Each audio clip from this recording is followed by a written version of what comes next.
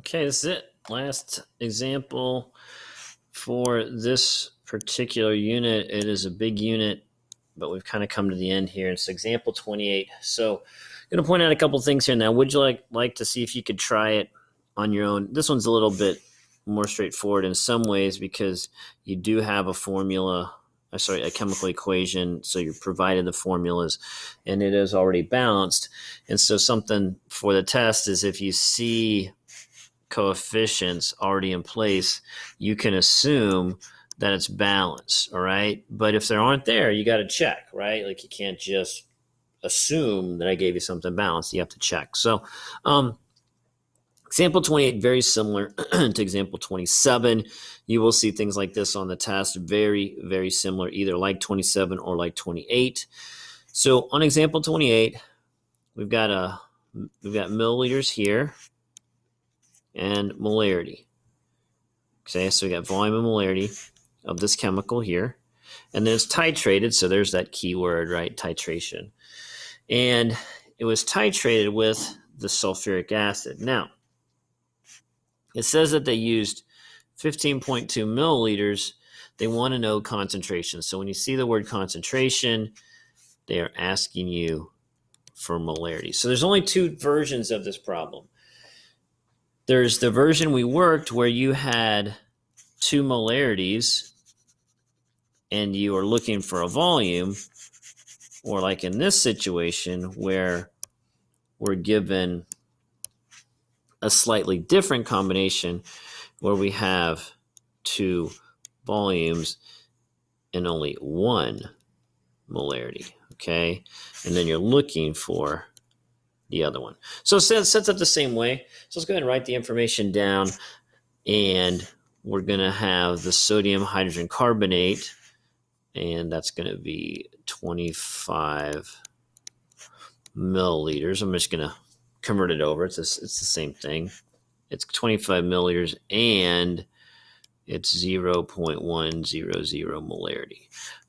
Again, we've talked about it a lot. You should know, but that is molarity. So when you see that, you got to think, hey, that's molarity. All right, now let's go over here, and we've got the sulfuric acid. So I think I'm going to use a different color pen. So the sulfuric acid is H2SO4, and we had 15.20 milliliters of that. We're not going to use this, or this. So it's just this information here goes together, and then this goes with these two. So that's what we're looking at. All right. So you start with a thing with 2 pieces of information. So see if you can take the 25 milliliters and the molarity, get it to moles, then turn it into the sulfuric acid, and see kind of what you can do. So pause it here and give it a whirl. Okay, hopefully you paused it. Hopefully you tried it. So here we go. It's going to be a long problem again, so give myself plenty of space. So I'm going to start with not using the highlighter. Start with 25 milliliters of this NaHCO3. So put that down here, NaHCO3, the sodium hydrogen carbonate. And I'm going to use my conversion to quickly get it into liters. So this is milliliters is now into liters. So notice I'm starting with a thing that I have 2 pieces of information for. So now we're going to go ahead and use that molarity. That's going to get me into moles. And so the molarity right here is 0.100 moles for 1 liter. So I want to get rid of liters, and I want moles. So we're going to write like that. It's going to be 0.100 moles for 1 liter. Now I'm going to convert it into the chemical I want. So I'm looking for the H2SO4. So 1 mole of H2SO4 for every 2 moles of NaHCO3. Okay. Now, here's the problem with this one is that you get to moles and then when you get to moles, you are going to be able to take the volume and do something with it, but we can't do anything like right here because it doesn't quite work out because you can't do it all in one line. So what we'll do is we're going to think, okay, I'm looking for molarity. So I need moles and I need liters. Well, we have liters right here, right? We've got liters. So just divide that by 1,000. So I've got the bottom. Which is the 0.1520 liters. So just divided this by 1,000. But what I don't have is the moles. Well, that's what you're going to get from this right here. This will get you the moles. We just can't do it all in one step. We have to find the moles and then divide it by the liters to get the molars. That's why this one's a slightly different. You can't do it all like in one line. So let's run it through real quick. 25 divided by 1,000, hit enter, times 0.1, hit enter, divided by 2. And I got not many moles, but that's, not particularly rare. So I got 0.001, looks like 4 sig figs, so actually looks like that. That's how many moles we got. Not a lot, but also look, we're dealing in milliliters, right? So that makes some sense. So now we take those moles, we're going to drop them into this convenient molarity formula we have here.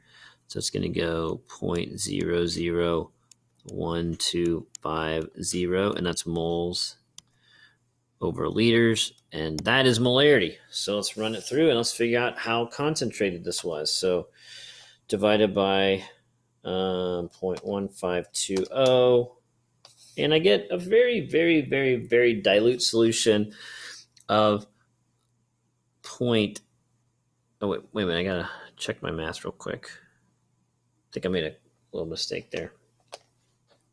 So let's check this one more time.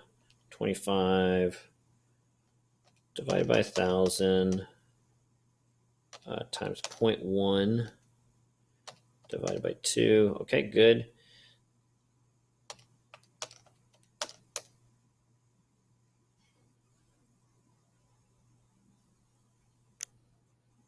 Okay, so the mistake I made, and I knew I had a mistake. It was right here. It's right here. There's the mistake. So the mistake is when I converted my milliliters, I was a little too quick and I made a mistake. So dividing by 1,000, just have to be careful. So I kind of messed that up. So 15.20, if I divided by 1,000, then I missed one of my decimal places, right? So it should be 0.0150 liters. And so that was a mistake on my part.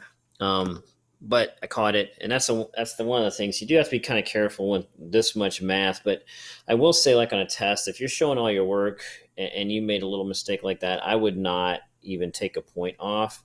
I would find that mistake and say, okay, they knew exactly what they were doing. They just made a little math error, and so maybe you'd lose like half a point, or maybe you wouldn't lose anything. Or if you made multiple math mistakes, maybe you'd lose a little bit. But showing your work helps so much for me finding that, to see if you know what you're doing. So here is the molarity, and we're going to go with those 4 sig figs. So it's actually going to be like this. That would be the molarity with the 4 significant figures, and that's pretty dilute. I mean, it's really dilute, but once again, working with milliliters. And so the key here on this one is understanding right here, understanding how molarity works. So before you even start the problem, when they asked for the very beginning, when they asked for concentration, that you were like, okay, molarity is moles per liters. I have ability to get liters because they gave it to me, and then I can solve for moles. And so if I get the liters and the moles, I have all the pieces that I need. So, all right, that is it. That is the last skill you need for the first test, the first Unit 1 test. So I'm going to pause it here.